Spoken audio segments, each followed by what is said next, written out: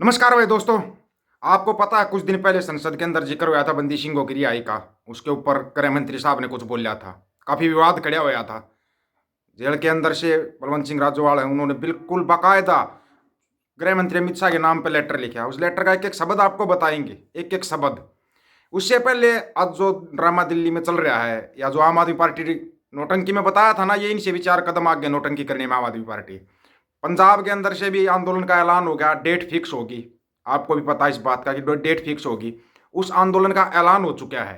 अब उसको कैसे रोका जाए? आम आदमी पार्टी ने कहा अरविंद केजरीवाल को गिरफ्तार करेंगे। गिरफ्तार पिछले 2 साल से गिरफ्तार होने लग रहा है ये बंदा। पिछले 2 साल से बोला मैं कहीं प्रचार करने जा रहा हूँ इसलिए मेरे को गिरफ्तार किया जा रहा है। इसने प्रचार करके कहाँ पे कौन सा धनिया बो दिया भाई? क्या कर लिया इसने प्रचार करके? हिमाचल में कुछ कर लिया क्या? ठीक है, पंजाब में एक बदलाव की लहर थी, वहां पे तू फायदा उठा गया बातों का।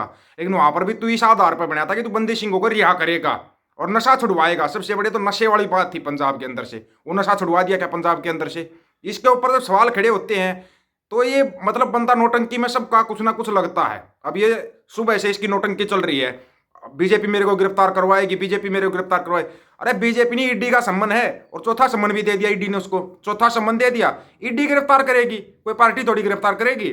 मुख्यमंत्री है तो एक संवैधानिक पद के ऊपर बैठा हुआ, जाके जवाब दे देना उनको। जवाब नहीं देगा, नोटंकी करने में बंदा माहिर है। ऑस्कर अवार्ड मिल सकता है इसको नोटंकी में। ये वो आम आदमी पार्टी का चेहरा है जिसको ऑस्कर अवार्ड मिल सकता है। बताना तूने तेरे गुरु के साथ क्या किया? अन्ना हजारे तेरा ही गुरु था ना। तो आया किस बेस पर था कि भ्रष्टाचार खत्म करेंगे। अब तेरा वो एक चेहरा बना भ्रष्टाचार खत्म करने का, तो तेरे ऊपर भ्रष्टाचार का आरोप लगा, जवाब दे उनके जाके। बोला मेरे पहले मेरे को सवाल बताओ। ईडी किसी को बताती है तेरे से ये सवाल पूछे जाएंगे? अगर ऐसा पहले बताने लगे तो फिर तो कोई भी ना फंसे, पहले ही अपना प्रबंध करके जाएगा बंदा, पहले ही जाएगा। खुद ईडी में नौकरी की हुई है ना, बड़ी पोस्ट के ऊपर रहा है ईडी के अंदर, खुद रहा है। क्या तेरे को नहीं पता क्या है क्या नहीं है? ये नोटंकीबाजी अगर ये बंद कर दे तो ठीक रहे, क्योंकि पंजाब से आंदोलन का जैसे ही ऐलान होता है इस बंदे की नोटंकियां शुरू हो जाती है। 13 फरवरी डेट रख दी है आंदोलन की, 13 फरवरी की डेट रखी गई है और इस बंदे की नोटंकी शुरू हो गई है।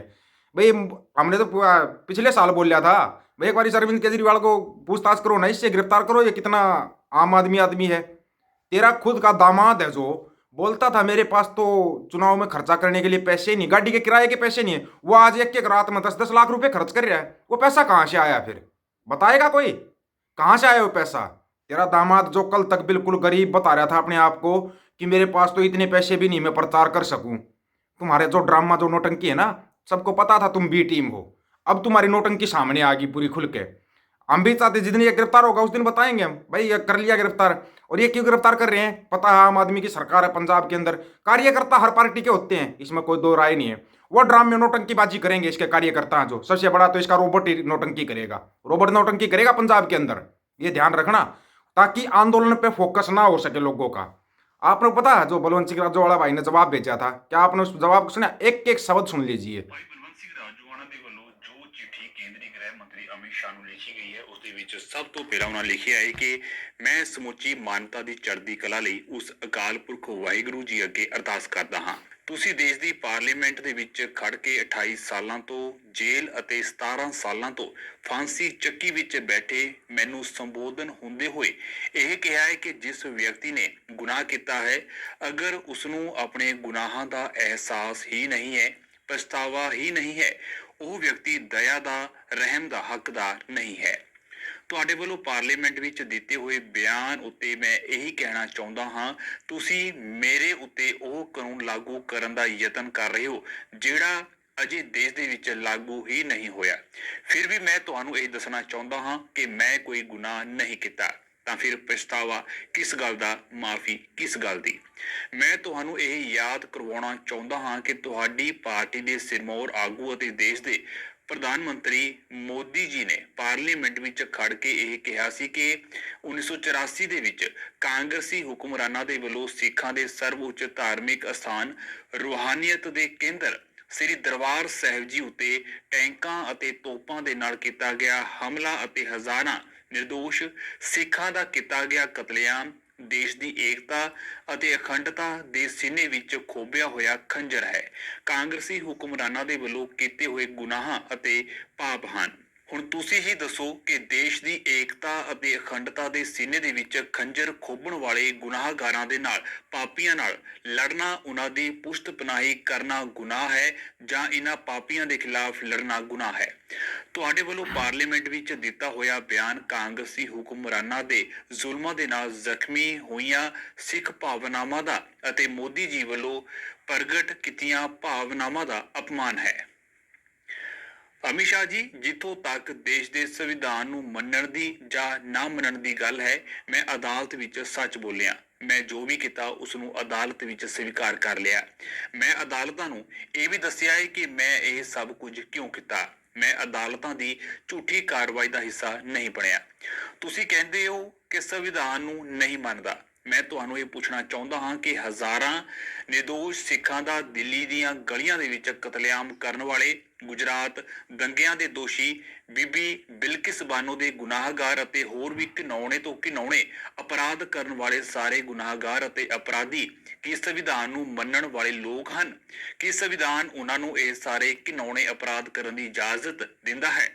ਫਿਰ ਤਾਂ ਅਜ਼ਬ ਹੈ ਤੁਹਾਡਾ ਸੰਵਿਧਾਨ ਨੂੰ ਮੰਨਣ ਦਾ ਫਲਸਫਾ ਕਿ ਜਿੰਨੇ ਮਰਜ਼ੀ ਘਿਨੌਣੇ ਤੋਂ ਘਿਨੌਣੇ ਅਪਰਾਧ ਕਰੋ, ਫਿਰ ਅਦਾਲਤਾਂ ਵਿੱਚ ਆ ਕੇ ਮੁਨੱਕਰ ਹੋ ਜਾਵੋ, ਚੰਗੇ ਵਕੀਲ ਕਰੋ, ਕੇਸ ਲੜੋ ਅਤੇ ਆਪਣੇ ਆਪ ਨੂੰ ਨਿਰਦੋਸ਼ ਸਾਬਿਤ ਕਰੋ ਅਤੇ ਰਿਹਾ ਹੋ ਜਾਵੋ। ਕਿ ਫਿਰ ਤੁਹਾਡਾ ਸੰਵਿਧਾਨ ਨੂੰ ਮੰਨਣ ਦਾ ਇਹ ਸਾਰਾ ਵਰਤਾਰਾ ਝੂਠ, ਧੋਖੇ, ਫਰੇਬ ਅਤੇ ਗੁਨਾਹਗਾਰਾਂ ਅਤੇ ਅਪਰਾਧੀਆਂ ਦੀ ਪੁਸ਼ਤ ਪਨਾਹੀ ਨਹੀਂ ਕਰ ਰਿਹਾ? ਇਸ ਝੂਠ ਦੇ ਚੱਲ ਰਹੇ ਕਾਰੋਬਾਰ ਦੇ ਵਿੱਚੋਂ ਸੱਚ ਨੂੰ ਸਮਰਪਿਤ ਸੱਭਿਅਕ ਸਮਾਜ ਦੀ ਸਿਰਜਣਾ ਕਿਵੇਂ ਹੋ ਸਕੇਗੀ? ਤੁਹਾਨੂੰ ਸੋਚਣ ਦੀ ਜ਼ਰੂਰਤ ਹੈ। ਤੁਹਾਨੂੰ ਸੱਚ ਤੋਂ ਡਰਨ ਦੀ नहीं, सगों सच ਦਾ सम्मान ਕਰਨ ਦੀ ਜ਼ਰੂਰਤ है। खुद उनको लेटर लिखना पड़ा। लेटर में लिखी हुई एक एक बात आप बता सकते हो क्या? उनकी लिखाई पहचान लेना, लिखाई दिखा देंगे लेटर के ऊपर, लिखाई तो पहचान लोगे ना। वो ये बात कर रहे हैं। और एक वही जो भी है, जिसको सरजी बोलते हैं, कुछ भी बोलते हो, इसकी नौटंकी कहाँ तक चलेगी ये तो देखने वाली बात है। ईडी जब गिरफ्तार करेगी तब क्या होगा वो भी देखने वाली बात है। इसने कितना इंसाफ दिला दिया भाई, कितना नशा छुड़वा दिया पंजाब के अंदर से, एक बार कमेंट करके बताना। हाँ भाई भगवंत मान साहब, कितना नशा छुड़वा चुके आप पंजाब के अंदर से? कोई नशे छुड़वाता है, बच्चों के गुरु के नज़दीक लगाता है, उस पर तो आप नशे लगा के डिब्रूगढ़ जेल में छोड़ देते हो। उसका कोई जवाब है आपके पास? कोई भी जवाब नहीं है, कोई जवाब नहीं है। लेकिन फिर भी ये लोग बैठे हुए हैं। अब इन लोगों को देखा ना, तुम्हारी दिल्ली में सत्ता आएगी ना तुम पंजाब में आएगी तुम्हारी सत्ता, तो अब इन्होंने फिर नौटंकी शुरू कर दी।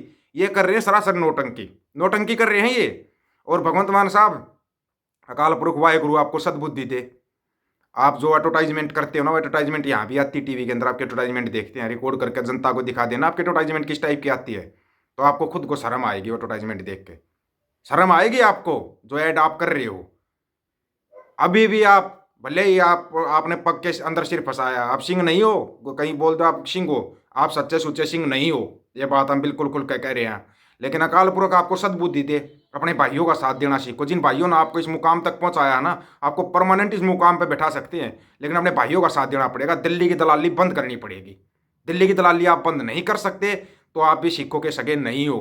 यही सब तो है जो सिक्की का गान करते हैं। जब जैसे ही सिख थोड़े जगते हैं, जैसे ही सिख थोड़ा सा ये पता लगता है हाँ ये हमारा दुश्मन ये नहीं, तभी इनकी नौटंकी शुरू हो जाती है। कमेंट करके अपनी राय जरूर रखना दोस्तों, आपका इनकी नौटंकी के बारे में क्या कहना है, बताना जरूर कमेंट करके, ताकि इनका आगे बता सके। सभी साथियों को राम राम, नमस्कार, आदाब, सत श्री अकाल। वीडियो को ज़्यादा से ज़्यादा शेयर, चैनल को सब्सक्राइब और बेल आइकन को जरूर दबाना दोस्तों। ऑफिशियल दीपक फौजी यूट्यूब चैनल, बात हक और सच की करेंगे, हक सच की बात हम करेंगे। वीडियो को शेयर करने की जिम्मेवारी आप लोगों की है। गज के आखो, वाहिगुरु जी का खालसा, वाहिगुरु जी की फतेह।